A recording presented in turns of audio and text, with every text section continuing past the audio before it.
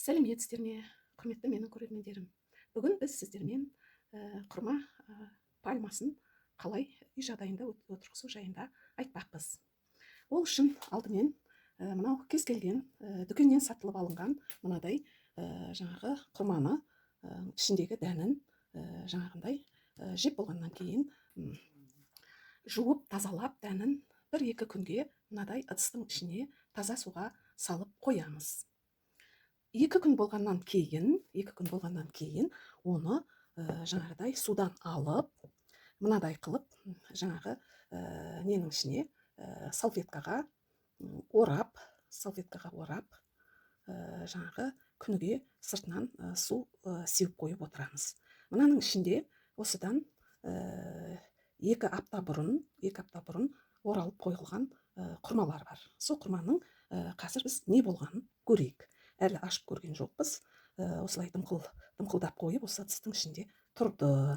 Қазір соны ашып көрейік. Қазір қандай жағдайда екен? Оқты, мынаны қараңыздар. Тамыр шығыпты. Қазір біз оны анықтап, мына тәрелкеге салып алып көрейік. Нешеуіне шыққан екен? Мынаны қараңыздар. Мынаны қараңыздар, мінекей. Құрманың жаңағы былай қарағанда барлығына шыққан екен. Барлығына шығып келе жатыр екен. Мына бір екеуінікі уже әжептеуір үлкейіпті. Міне қараңыздар. Мінекей. Бір 5 миллиметрдей өсіпті мынаныкі. Мына бірдікі енді ғана міне бетін жарып, қабығын былай жарып жіберіп, енді ғана шығып келе жатыр екен. Мына бірдікі де мінекей. Міне жалпы айтқанда осындай 2 аптада дымқыл жерде, жылы жерде ауа келіп тұратын болса, осындай дүкеннен сатылып алынған жаңағы құрмалардың дәні бұл. Енді құрманың жаңағы тамыры, қарап көрсеңдер, құрманың дәні өзі тістеп көрсеңіздер, өте сондай қатты болады ғой жаңағы. Өте қатты болады. Сонда бұның мынау сызығы бар жағынан емес, оның арқа жонында кішкене ғана дәл ортасында бір кішкене нүктеше тұрады. Сол нүктешеден осылай тамыр шығады екен. Қайтадан орап қояйық бұларды. Енді біз осы құрманы жаңағы осылай қылып, мен жаңағы жеген құрмалардың дәнін ешқашан лақтырып жібермеймін. Осылай неге дымқыл осылай салфеткаға орап, осындай тәжірибелерді үнемі жасап тұрамын. Міне, құрма дәнін өздеріңіз білесіздер, ол күнделікті жаңағы дастарханда тұратын тағам ғой енді. Витаминге, түрлі минералдарға, адамның ағзасына қажетті нәрсенің барлығы бар бұл құрмада. Енді осы құрманың дәл осындай қылып, осыдан 2 ай бұрын отырғызған немді бүгін көрсетейін сіздермен. Мынау менің 2 ай бұрынғы отырғызған жаңағы құрмам қандай жағдайда өсіп келе жатыр екен, соған көңіл аударайық. Бұның бойы мінекей 15, кейбіреуі 20 сантиметр болып қалды, кейбіреулері 15 сантиметр, 15-20 сантиметрдің аралығында өсіп тұр.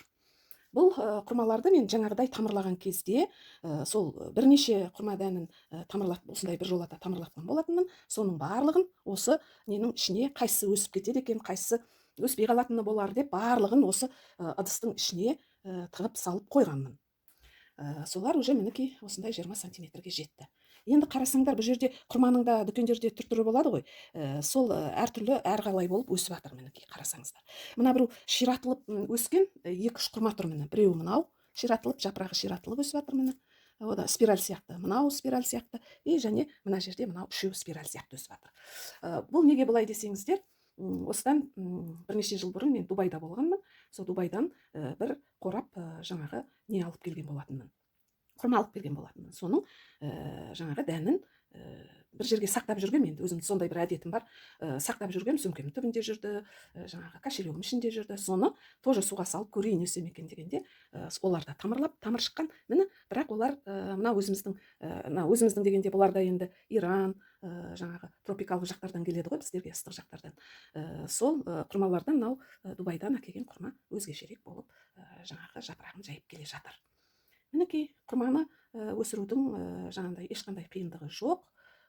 Ал енді мына өсіп келе жатқан жаңағы мынау тамырланып келе жатқан құрмамызды біз келесі жолғы видеомда мен көрсетемін қалай отырғызу керек екенін. Отырғызудың да жаңағы өзінің бір нелері бар, ережелері бар. Сол ережелерді сақтап отырғызу керек. Енді әрі қарай тағы да келетін болсақ, бұл құрмаға мына жерде, мынау менің жатын бөлмемде мынадай құрма өсіп тұр. Құрма ағашы. Бұл құрма ағашын жаңағы осыдан 2 жыл бұрын егілген. Бұл да сол құрма дәнінен егілген құрма. Бұның бойы қазір 1,5 метрге жетіп тұр. Мына жерде міне былай қараған кезде тумбаның үстінде тұр ғой енді бұл. Сол тумбадан міне 1,5 метр болып көтерілді. Мінекей. Бұл да 2 жылда осындай болды. Бірақ әлі жеміс берген жоқ. Шынымызды айтуымыз керек қой.